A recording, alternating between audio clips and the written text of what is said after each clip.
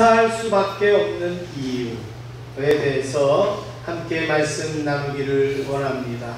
혹시 여러분 가운데는 나는 감사할 게 별로 없다 생각하시는 분이 계십니까? 아니면 나는 감사할 게 너무 많다 생각하시는 분이 있습니까? 어쨌든 우리가 감사할 일이 있든지 없든지 우리는 감사할 수밖에 없는 이유가 있음을 우리가 살펴보기를 원합니다.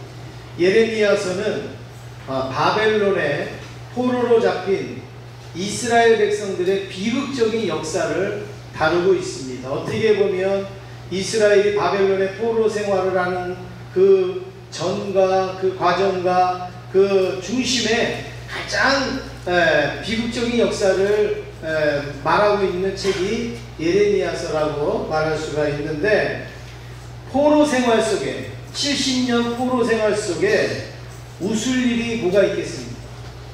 즐거울 일이 뭐가 있겠습니까? 더욱이 감사할 일이 뭐가 있겠습니까? 70년 포로 생활 속에 즐겁고 감사하고 그리고 웃을 일이 뭐가 있겠냔 말이에요. 그럼에도 불구하고 오늘 본문 말씀을 보면 좀 특이한 내용이 나오는데 여기저기서 감사의 소리가 나온다는 거예요. 여기저기서 즐거운 소리가 나온다는 거예요. 포로들의 입에서, 포로들의 그 삶 속에서 감사의 소리가 나온다. 특별히 오늘 이 예레미야서 30장에는 바로 그걸 지금 말하고 있어요. 그래서 예레미야서 30장을 뭐라고 이야기하느냐면 감사의 책이라 이렇게 별명이 지어지고 있습니다. 예레미야서를 보면 위로의 책 30장, 예레미야 30장을 보면 위로의 책이라 이렇게 이 별명이 붙어 있습니다. 다시 예루살렘으로 돌아간다는 생각 때문에 감사하는 거예요. 그것 때문에 즐거워하는 거예요. 그것 때문에 위로를 받는다는 거예요. 19절 우리가 보시면 이런 말씀이 있습니다. 그들에게서 감사하는 소리가 나오고 즐거워하는 자들의 소리가 나오리라. 그들에게서가 누구예요? 바벨론의 포로로 잡혀가 있는 그 이스라엘 백성들에게서 감사하는 소리가 나오고 즐거워하는 자의 소리가 나오겠다 말씀을 하는데, 아까도 말씀을 드렸듯이 포로 생활 속에 무슨 감사와 즐거움이 있겠습니까? 그런데 하나님께서 이스라엘 백성들을 포로에서 해방하여 주시고 다시금 이스라엘로 예루살렘으로 돌아갈 것을 말씀하신 그 예언 때문에 이스라엘 백성들은 막 감사하는 거예요. 막 즐거워하는 거예요. 직접 아직은 가지 못했지만, 아직 예루살렘으로 가지는 못했지만 하나님이 이렇게 보내주신다고 하는 그 말씀 하나로 이들은 감사하고 즐거워하고 있습니다. 여러분, 맛있는 음식을 먹을 것을 생각하면 여러분 어때요? 맛있는 음식을 드실 것을 생각하시면 어때요? 속상해요? 예, 즐겁죠. 예, 그리고 재밌는 일을 생각만 해도 어떻습니까? 예, 좋죠. 예, 그리고 좋은 만남을 생각만 해도 뭐예요? 신이 나지 않습니까? 여러분, 그래요. 지금 이스라엘 백성들이 바로 지금 그런 상황이에요. 정말 하나님이 이제 포로에서 돌아가게 하신다라고 말할 때 그 생각만 해도 막 감사한 거예요. 그 생각만 해도 즐거운 거예요. 우리 옆에 있는 분하고 같이 인사하시겠습니다. 생각만 해도 감사입니다. 우리 인사하시겠습니다. 첫 번째로 하나님은 몇 가지 약속을 하셨습니다. 이스라엘 백성들에게. 첫 번째는 회복의 약속을 주셨습니다. 이스라엘 백성들이 바벨론 포로에 있을 때 가장 힘든 게 뭐겠습니까? 뭐가 가장 힘들었을 것 같아요? 70년 동안 포로 생활을 하면서 뭐가 가장 힘들었을까요?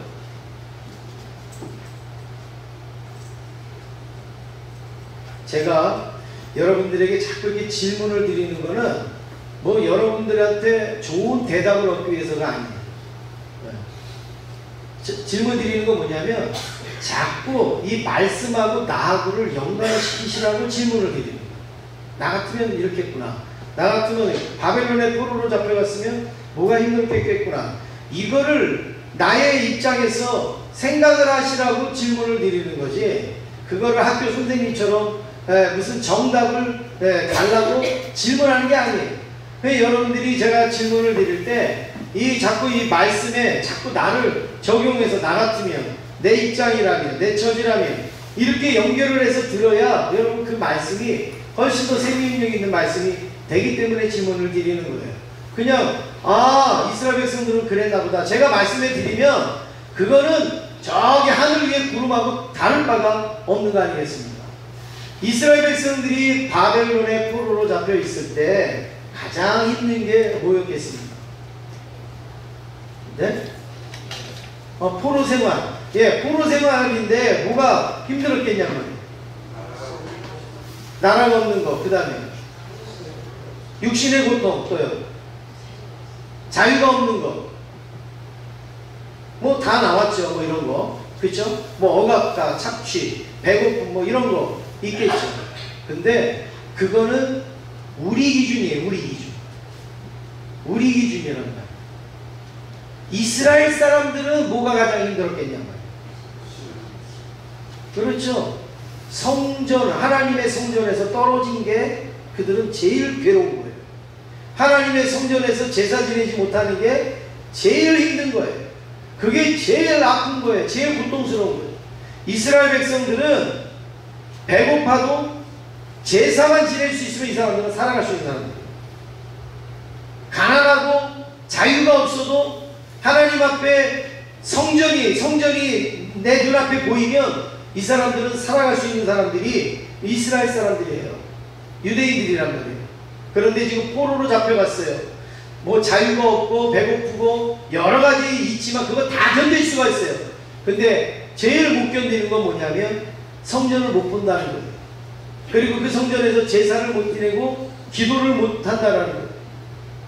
이스라엘 백성들은 성전 중심의 신앙이었기 때문에 그렇습니다. 그래서 아침에 일어나서 문 딱 열면 멋있는 산이 보이고 뭐 멋있는 풍경이 보이고가 아니라 성전이 보여야 돼. 이 사람들은 만족하는 거예요. 그리고 어디서든지 성전에 가서 제사 지낼 수 있어야 이 사람들은 만족한 사람들이 바로 이스라엘 사람들이에요. 그런데 이들은 먼 나라에 포로로 잡혀갔어요. 그러니 얼마나 힘들었겠어요. 70년 동안. 가고 싶은 성전, 이 제사 지내고 싶은 성전을 못 가요.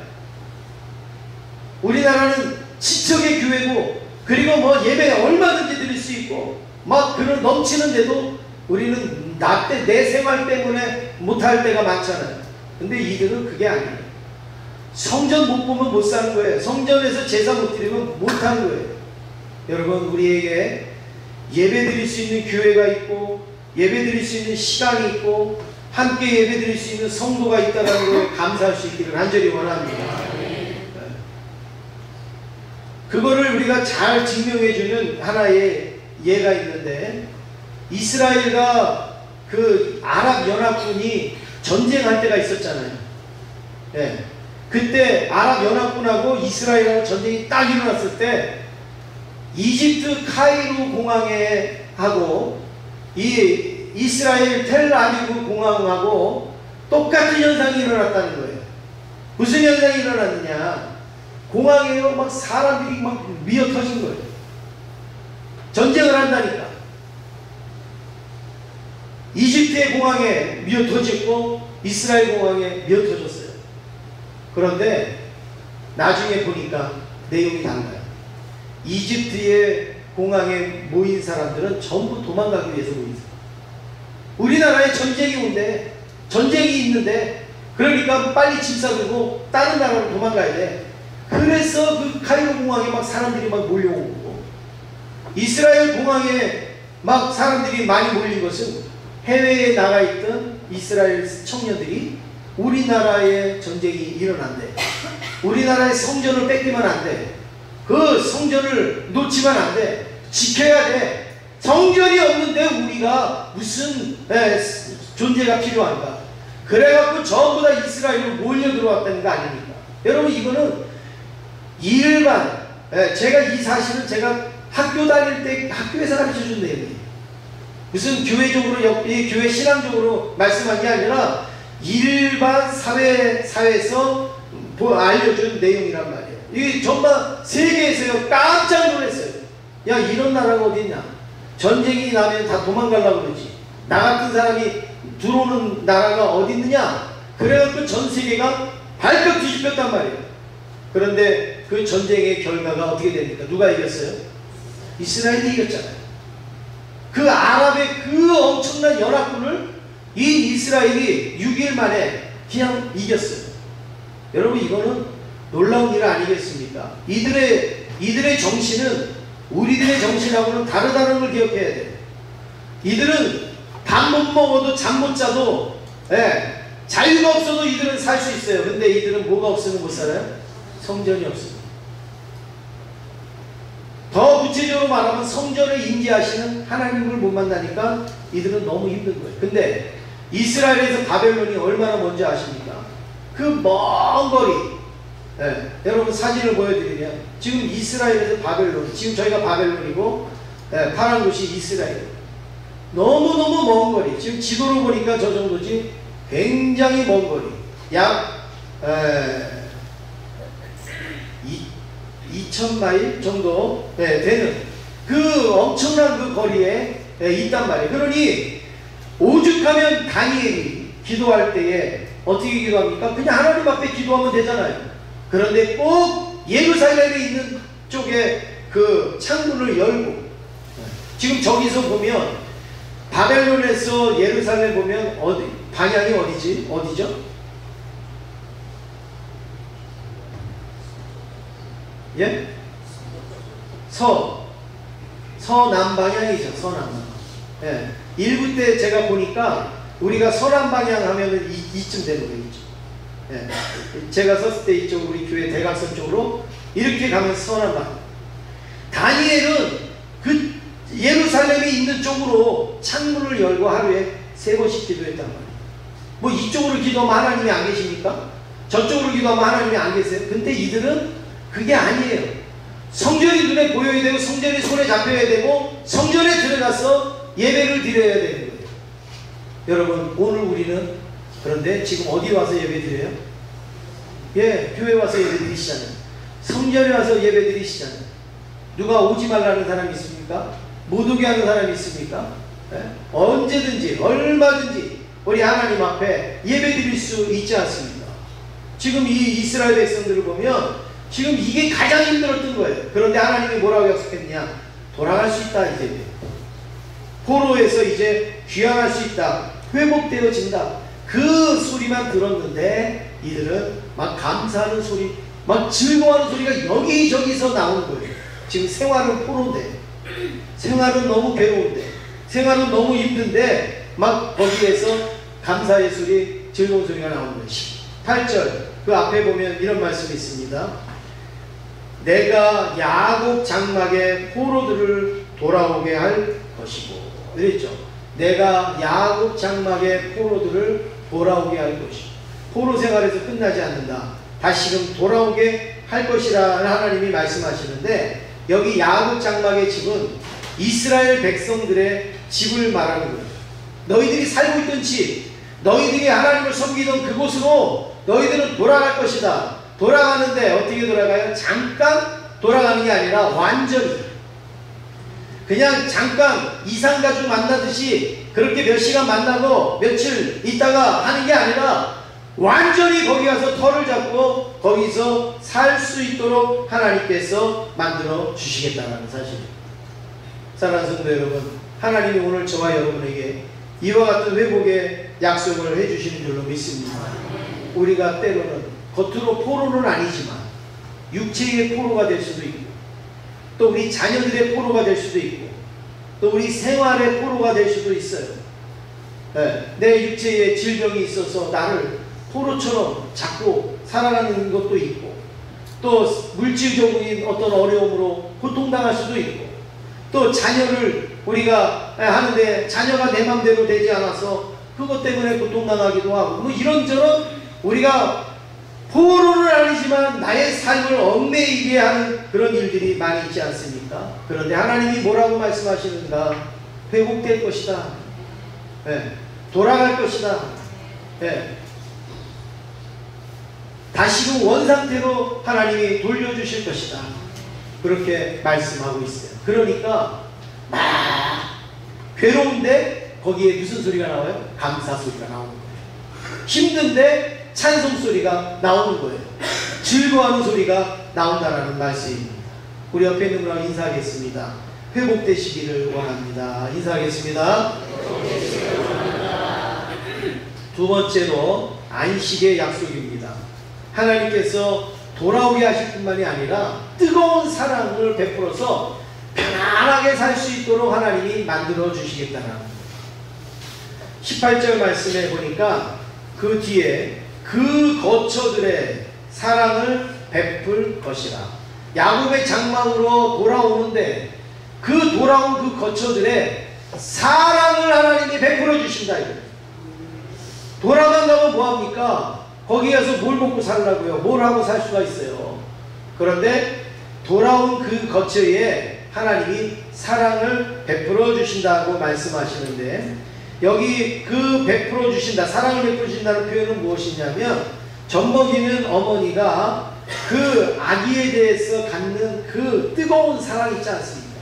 정말 그 아기하고 그 체온을 같이 느끼고 심장 박동을 같이 느끼면서 얼굴을 쳐다보면서 그 젖을 먹일 때의 그 뜨거운 사랑, 그걸 뭐 우리가 모성애라 이러잖아요. 그와 같은 사랑을 하나님이 이스라엘 백성들에게 베풀어 주시겠다 이거예요. 마치 집을 나간 탕자, 괘씸하죠? 그런데 그 탕자가 실패하고 돌아올 때에 아버지가 어떻게 합니까? 반갑게 맞이해주고 끌어안고 입을 맞추고 손에 가락지를 껴주고, 그리고 발에다가 신발을 신겨주고, 야 송아지를 잡아라, 풍악을 울려라, 우리 아들은 죽었다가 살아났다 이러면서 막 기뻐하는 그 아버지의 모습이 누구냐면 우리 하나님이라는 말씀입니다. 하나님이 우리의 포로 같은 생활, 연약한 부분들 다 각자, 여러분들 나의 기도의 제목이 있고 아픔이 있잖아요. 그것들을 회복시켜 주시면서 어떻게 하냐면 뜨거운 사랑을 쏟아 부어 주신다는 거예요. 근데 참 안타까운 것은 우리가 하나님의 사랑을 받다 보면 어떻게 됩니까? 그냥 지나갈 때 햇빛 쏘이는 것처럼, 살아갈 때 그냥 공기 마시는 것처럼 별 생각 없이 하나님의 사랑을 받고 별 의미 없이 하나님의 사랑을 느끼면서 살아가는 우리의 존재를 우리는 깨닫게 됩니다. 여러분, 햇볕이 얼마나 중요합니까? 공기가 얼마나 중요합니까? 어떤 분은 이런 얘기를 했어요. 하나님은 싼 것은 돈 주고 사게끔 만들었고 정말 비싼 것은 공짜로 하나님이 주셨다, 이런 말씀을 합니다. 산소를 우리가 돈 주고 산다고 생각해 보세요. 어떻게 우리가 살 수가 있어요? 햇볕을 돈 주고 산다고 생각해 보세요. 어떻게 우리가 살 수가 있습니까? 그런데 하나님은 물이며 또 공기며 산소며 이 너무너무 중요한 것은 그냥 공짜로 써, 공짜로 써. 그 대신 너희들 밭에서 나는 오이 먹을 때는 나한테 돈 내고 먹어. 감자 먹을 때는 그래도 돈 내고 먹어. 우리는 그걸 거꾸로 생각한단 말이에요. 어디 누가 감자 요만큼 주면 그냥 세상 다 얻은 것 같이 좋아가지고 그냥 왜 저 사람은 3개 주고 왜 난 2개밖에 안 주냐고 째려보고. 우리에게는 하나님이요, 돈 주고도 살 수 없는 엄청난 것을 하나님이 우리 날마다 매일매일 주시는데 그거는 전혀 감사하지 못하고 우리의 삶 속에 없어도 되는 거, 조금 불편한 거, 이런 거는 굉장히 우리가 애착을 갖고 그렇게 살지 않습니다. 하나님이 어느 정도로 뜨거운 사랑을 주시는가? 아모스 9장 13절에 보면 한번 이거를 대변할 수 있는 말씀이 나옵니다. 우리 한번 같이 읽으시겠습니다. 시작. 여호와의 말씀이라.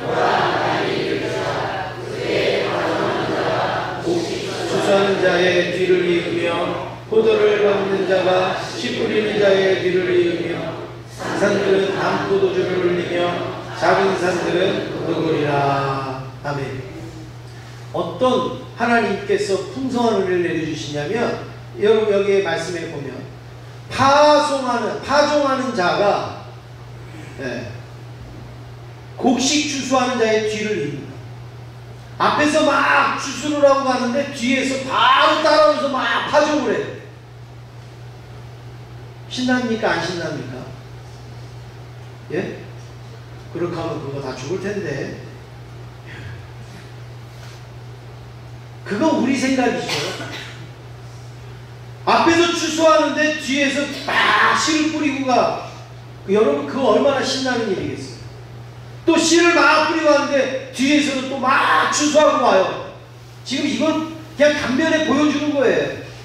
우리가 농사를 짓는다고 생각할 때 여러분 이렇게 생각해보면 이게 얼마나 신나냐 말이에요. 혹시 장사해 보신 분은 아실지 모르지만 여러분 막 손님이 막 와요. 그러면 오늘 저녁에 문 안 닫기 싫을 때가 있죠. 없어요? 야, 이렇게 문 닫으면 내일은 안 올 것 같은 거죠. 그러니까는 막 제가 그걸 어떻게 하냐면 저도 어렸을 때 우리 부모님이 장사를 하셨어요. 근데 장사를 하면 어떨 때 이제 명절날이나 이렇게 절기 때 되면 손님이 오는데 정말 뭐 그때는 뭐 진짜 이렇게 요즘은 질 뭐 이런 것 때문에 그래서 옛날에는 막 양이고 막 이랬잖아요. 그러니까 손님이 오면요 제가 어릴 때의 마음에 진짜 밥 안 먹어도 배불렀어요. 학교 갔다 와서 도와드리는데.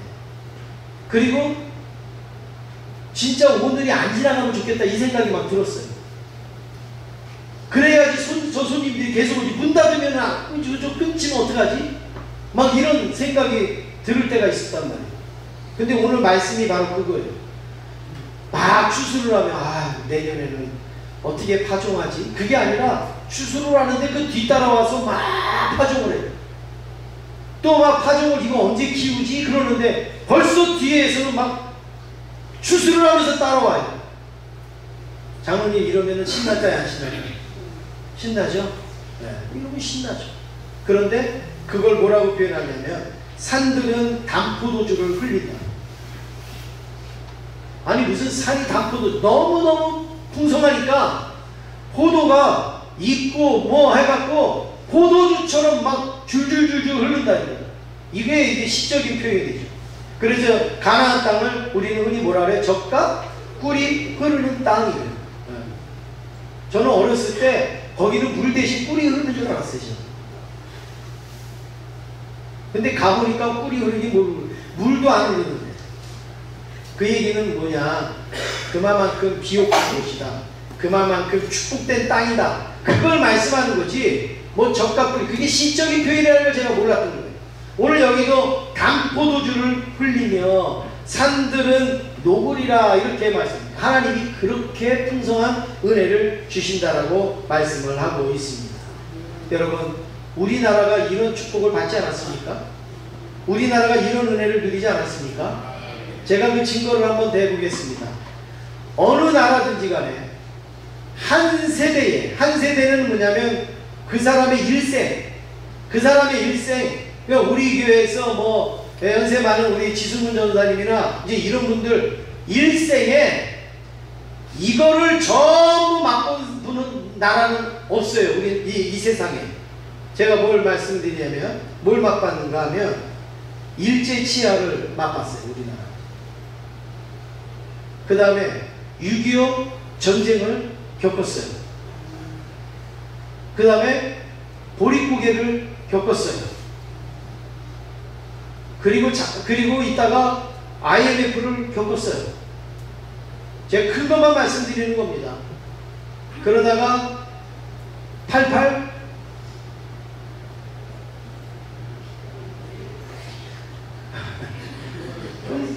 정신을 좀 차리고 들으세요. 네. 88 우리나라는 88 6.25 그러면 사변 그죠? 88 그러면 뭐예요? 올림픽. 2002 월드컵. 여러분, 이 올림픽을 하고 월드컵을 하고 뭐 이거 엄청난 일이잖아요. 한 세대에 이걸 다 경험해. 그 대신 그리고 또 요즘은 우리가 몇 불 시대라고 그래요? 3만 불 시대. 이거를 한 세대에 다 겪은 나라는 우리나라밖에 없어요. 세상에서. 일본도 없고 또 미국도 없고 그렇습니다. 이런 걸 전체를 다 겪은 나라는 우리나라밖에 없어요. 어떻게 이 짧은 시간 속에 일제치하의 그 지옥적인 생활, 6.25 속에 완전히 다 무너지는 그 생활, 보릿고개, IMF 뭐 이거 다 겪어봤고, 그 다음에 올림픽을 개최한다, 월드컵을 개최한다, 그 다음에 삼반물 시대가 되어졌다. 이것을 한 인생에서 다 경험하는 나라는 우리나라밖에 없단 말이에요. 그러니 여러분, 앞에서 파종하고 가면 뒤에서 추수하는 것 같은 거예요, 우리나라는. 그리고 앞에서 파종하면 뒤에서 또 따라오면서 추수하는 것처럼 아주 짧은 시간 속에 급성장한 나라가 바로 우리나라인 줄로 믿습니다. 나라만 그렇습니까? 나라만 그렇게 잘 삽니까? 오늘 우리도 그렇게 잘 살잖아요. 제가 어렸을 때 예배를 드릴 때만 해도 저희 교회는 그래도 괜찮은 교회였어요. 그런데 바닥이 뭐였냐면, 괜찮으니까 바닥이 마루였어요. 마루. 네. 다른 데는 뭐 가마니도 있고 막 이랬는데, 네. 마루였는데 마루가요 그냥 막 깨진 거예요. 그리고 중간에 구멍이 막 난 거예요. 그러니까 그 사이로 뭐가 다녀요? 뭐가 다녀요? 그래요. 그럼 쥐라고 그러는 게 아니라 뭐라 그래? 예, 하여튼 그게 다니는 거예요. 그런데 그 옆에 방이 조그만 거 하나 있었어요. 뭐 교육관도 없고 조그만 방 하나 있었어요. 금요일날 철야 예배 끝나고 거기 가서 이제 자는 거예요. 새벽 2, 3시에 들어가서 거기 가서 자는데, 조그만 방에 추우니까는 솜이불 갖다 놓고 이제 이렇게 해갖고 덮고 자라. 그래서 이불 쓱 꺼내면 우두두두두 소리가 나요. 무슨 소리예요? 네? 벼룩이요? 벼룩이가 우두두두 소리가 나요. 쥐똥 떨어지는 소리가 나요. 우두두두두두 쥐똥이 떨어져요. 그런데 그거를 딱 덮으면요 이불이 눅눅해요. 왜 눅눅해요? 그래요. 똥만 싸겠습니까? 오줌도 싸겠죠. 그래서 솜이불에 오줌 똥 싸니까요 눅눅해. 그래서 어떻게 추우니까 그거 이렇게 덮고 있다가 새벽에 아침에 일어나갖고 고양이 세수하고 학교 가고 그러는 거예요. 그런데도 얼마나 신났고 얼마나 즐거운지. 그런데 지금 여러분, 그런 데서 자라려면 누가 자겠어요? 그 돈 주고 그런 데서 덮고 자라려면 덮고 자겠어요? 근데 지금 우리 한국교회 아무리 어려운 어떤 교회를 가더라도 그런 교회는 없어요. 그렇죠? 그런 교회는 없단 말이에요.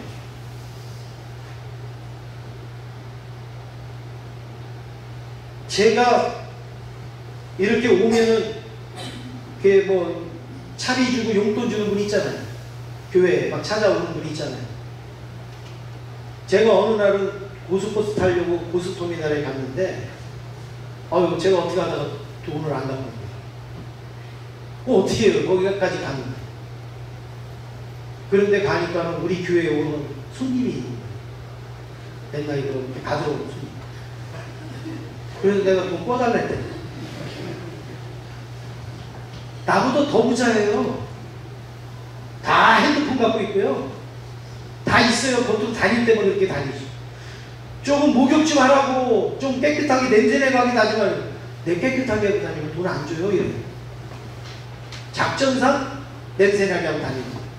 깨끗하게 할 줄 몰라서 못해서 가는 거예요. 우리나라가 너무너무 지금 이렇게 풍요롭단 말이죠. 여행하시는 분들 어느 나라에 가도 여러분 갔다 와서 뭐라고 그러냐면 우리나라보다 편한 곳이 없다.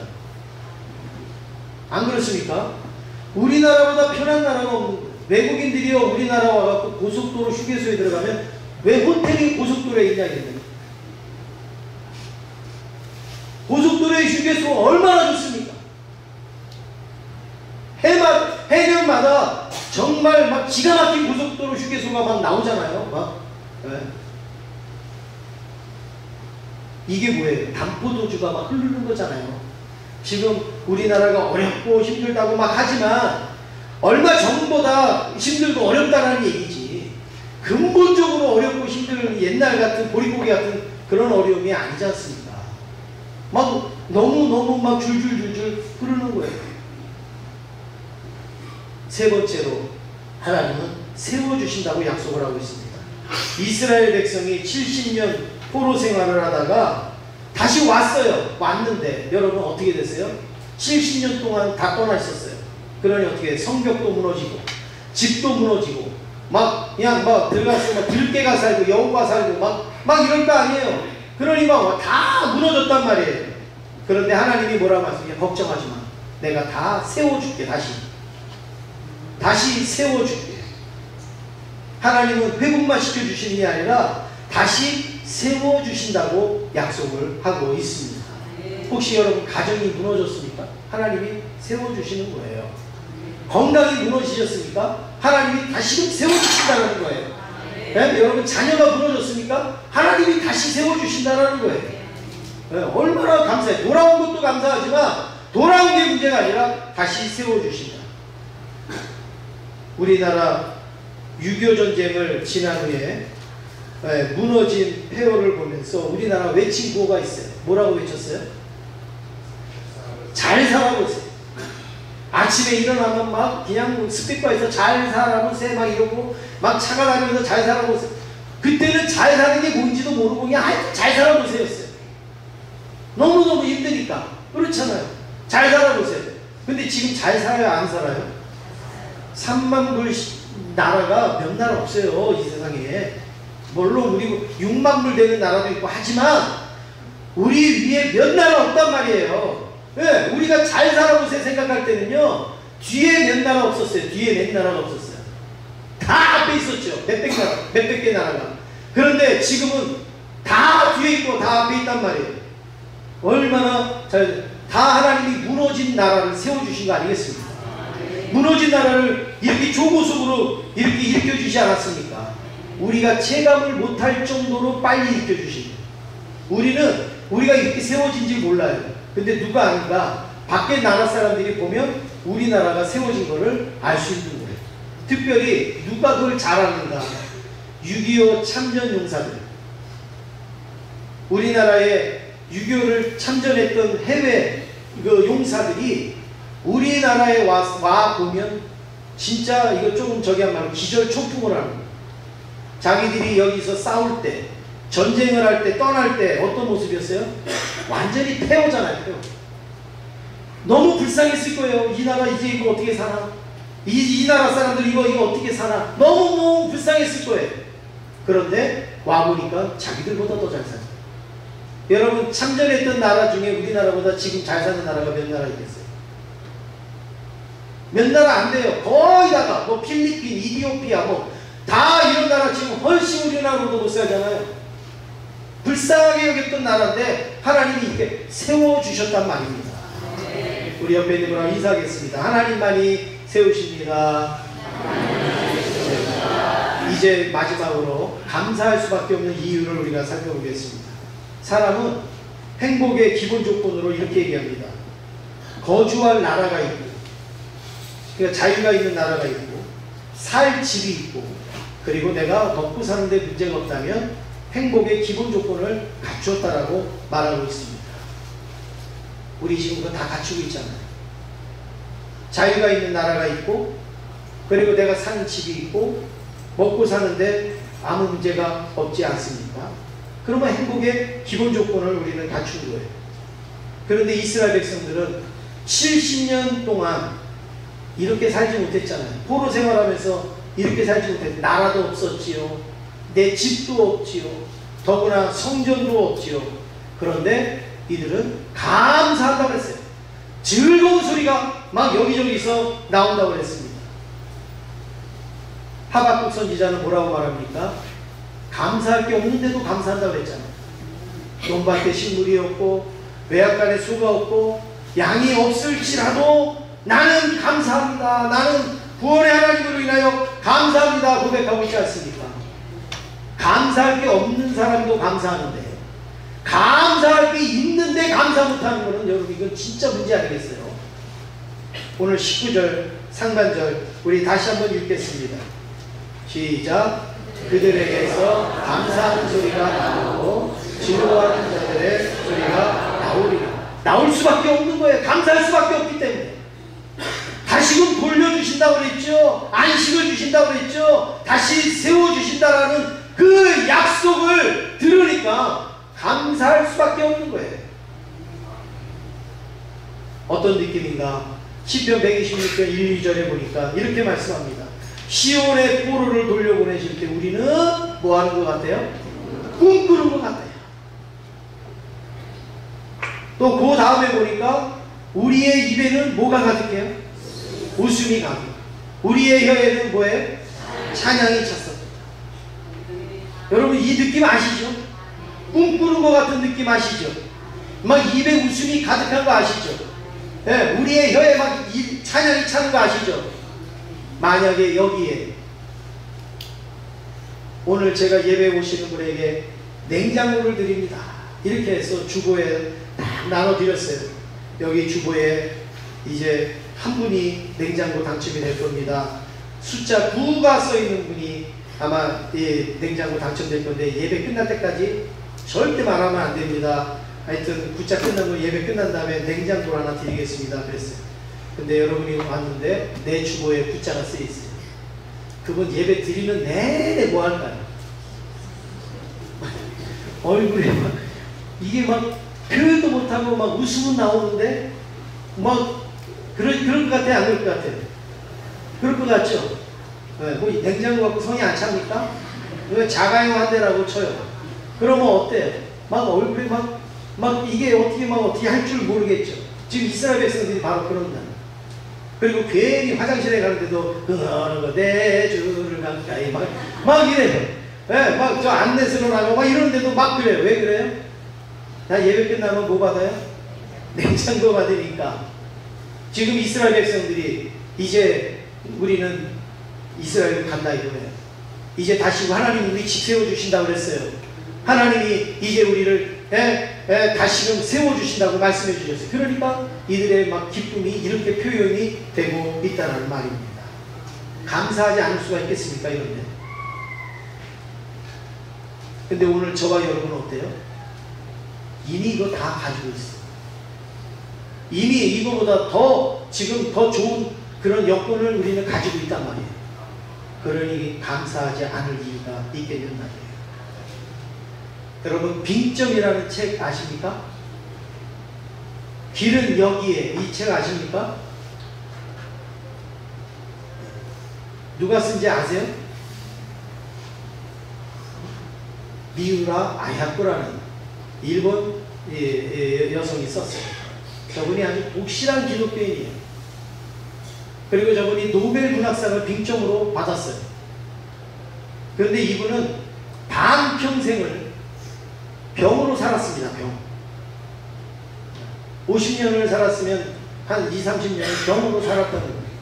반평생을 병으로 살았는데 이분이 어떤 병에 걸렸는가? 제가 말씀드리겠습니다. 폐결핵, 척추 카리에스, 띠 모양의 습진, 그리고 파킨스병, 그리고 암. 여러분 한 사람이 이 정도로 아플 수가 있겠어요?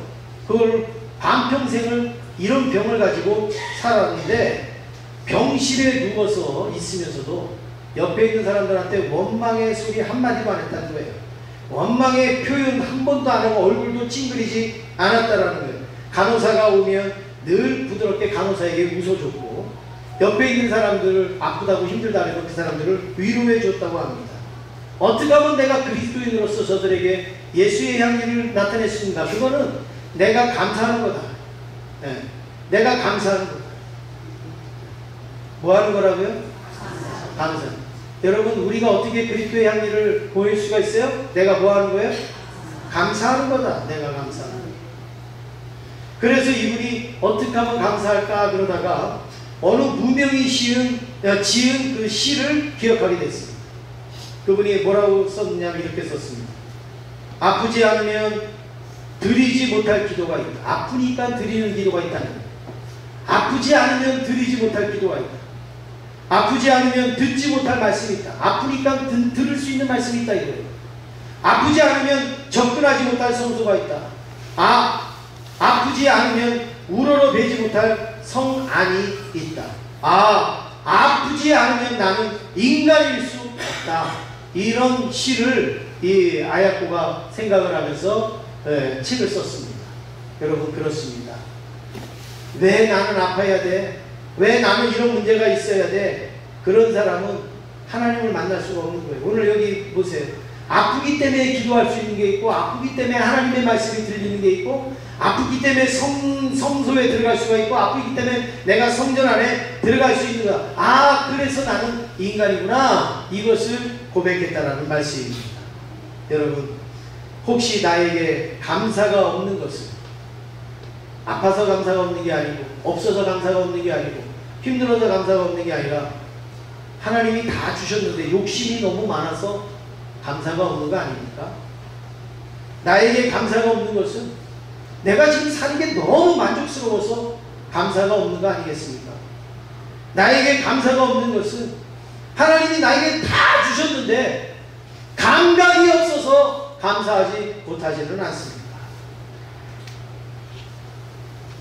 중세 신학의 아버지라고 하는 어거스틴은 인간에게 믿음, 소망, 사랑 이 세 가지는 항상 있어야 할 것이지만, 이거는 고린도전서 13장에 나와 있는 거잖아요. 이 세상에 다 없어져도 믿음, 소망, 사랑 이 세 가지는 항상 있을 것이라 그랬는데, 이걸 다 있어야 할 것이지만 자기 보고 어거스틴 보고 성경은 그렇지만 어거스틴 당신은 한 가지를 더 추가하려면 뭘 추가하겠습니까? 그렇게 말하면 나는 서슴지 않고 감사라고 말하겠습니다. 이렇게 고백을 했다고 합니다. 사랑하는 성도 여러분, 오늘 우리에게 감사하지 아니할 이유가 하나도 없습니다. 우리는 감사해도 부족할 뿐이고, 감사해도 우리는 더 감사할 수밖에 없는 존재가 우리라는 것을 다시 한번 확인하시죠.